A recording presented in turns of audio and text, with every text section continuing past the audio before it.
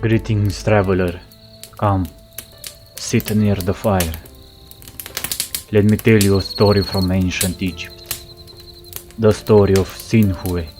I was an attendant who attended his lord, a servant of the royal harem, waiting on the princess, the highly praised royal wife of King Sestorsis, in Kemsut, the daughter of King Amenemhet in Kanefru, Nefru, the revered, year 30, third month of the inundation, day 7, the god ascended to his horizon, the king of Upper and Lower Egypt, Sehetepibre, flew to heaven and united with the sun disk, the divine body merging with its maker.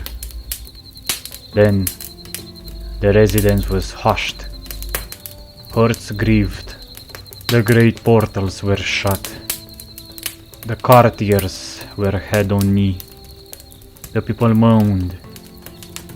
His Majesty, however, had dispatched an army to the land of the Tchem, with the eldest son as his commander, the good god Sesostris. He had been sent to smite the foreign lands and to punish those of the Tehennu. Now he was returning, bringing captives of the Tehennu and cattle of all kinds beyond number. The officials at the palace sent to the western border to let the king's son know the event that had occurred at the court. The messengers met him on the road, reaching him at night.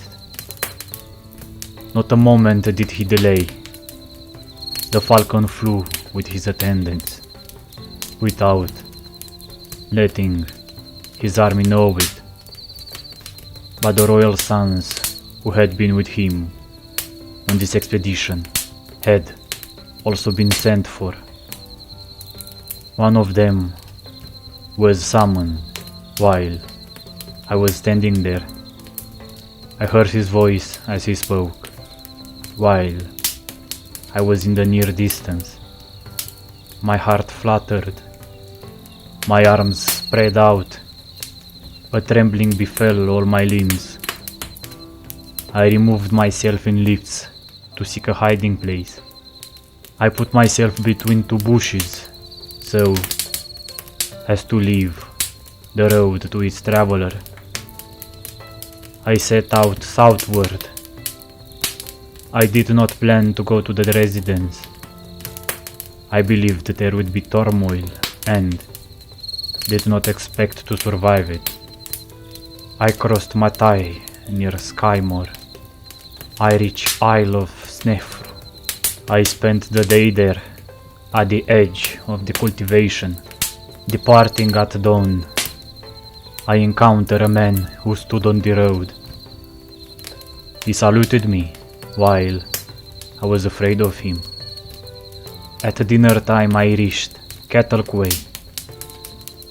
I crossed in a barge without a rudder by the force of the west wind.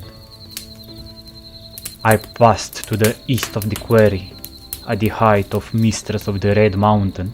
Then I made my way northward.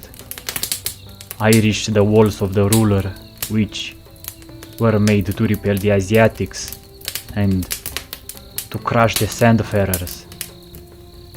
I crouched in a bush for the fear of being seen by the guard on duty upon the wall. I set out at night. At dawn I reached Peten.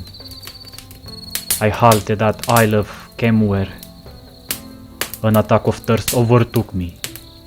I was parched. My throat burned. I said, "This is the taste of death."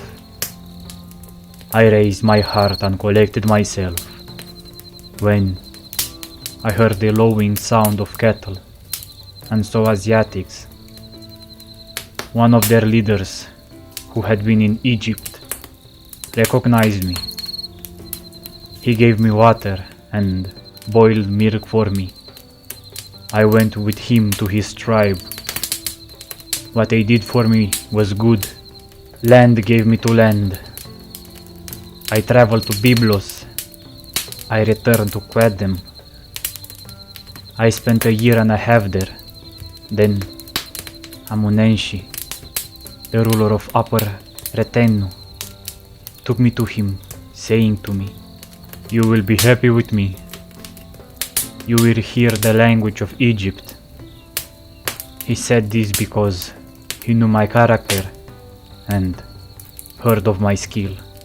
Egyptians who were with him, having borne witness for me.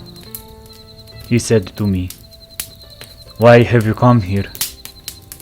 Has something happened at the residence?" I said to him, "King, Sehetepibre departed to the horizon, and one did not know the circumstances. But I spoke in half-truths. When I returned from the expedition to the land of the Tehemeh, it was reported to me, and my heart grew faint. It carried me away on the path of flight.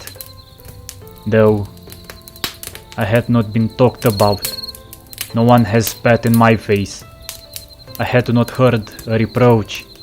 My name had not been heard in the mouth of the herald. I do not know what brought me to this country. It is as if planned by a god.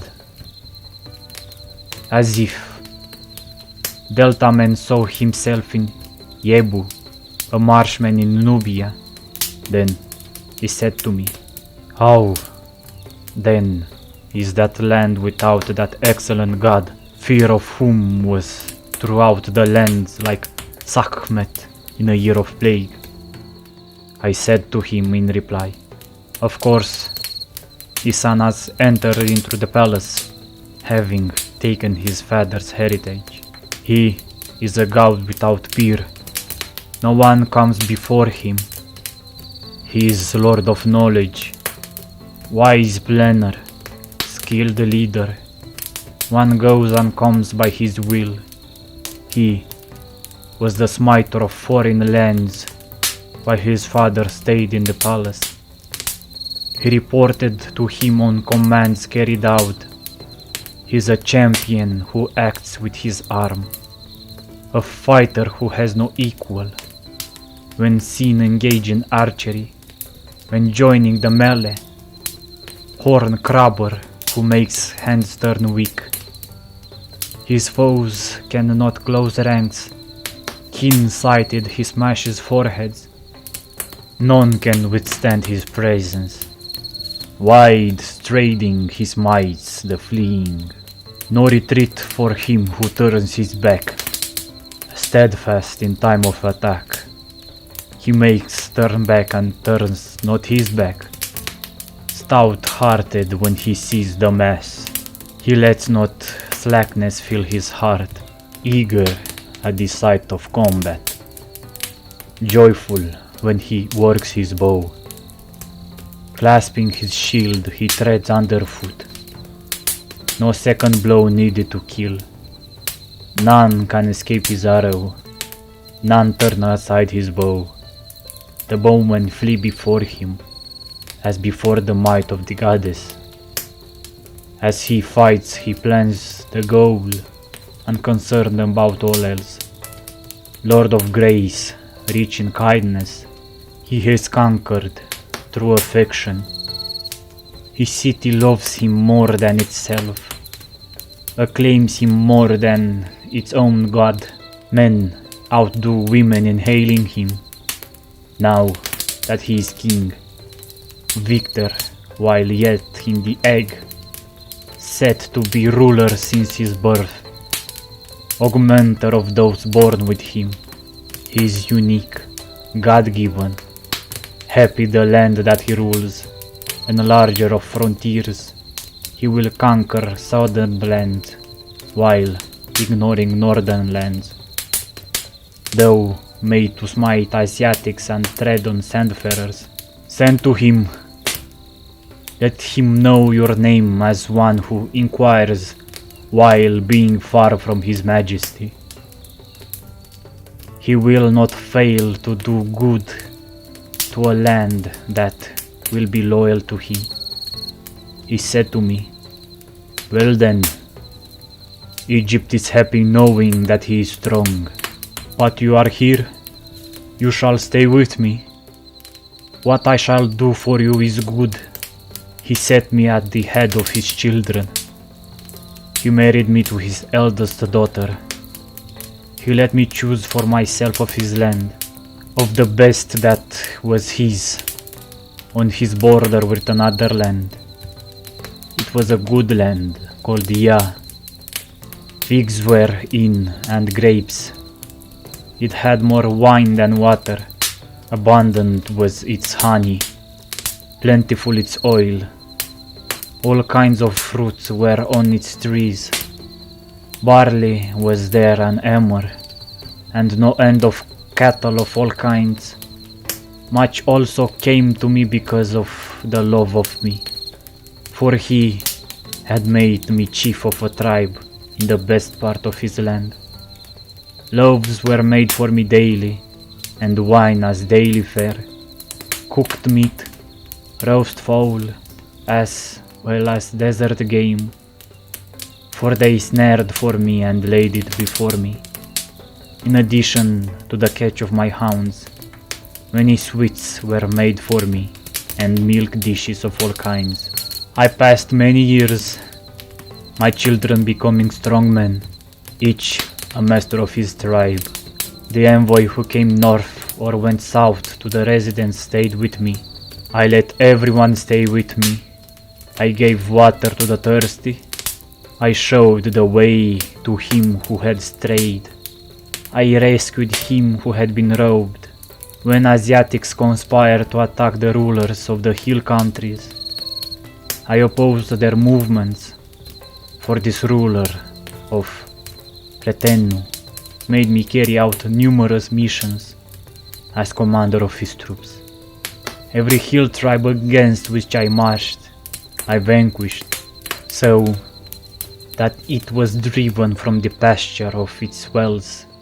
I plundered its cattle, carried off its families, seized their food, and killed people by my strong arm, by my bow, by my movements, and my skillful plans. I won his heart, and he loved me, for he recognized my valor. He set me at the head of his children, for he saw the strength of my arms. Go, it's late now. Go to sleep, traveler. I will wait for you. Good night.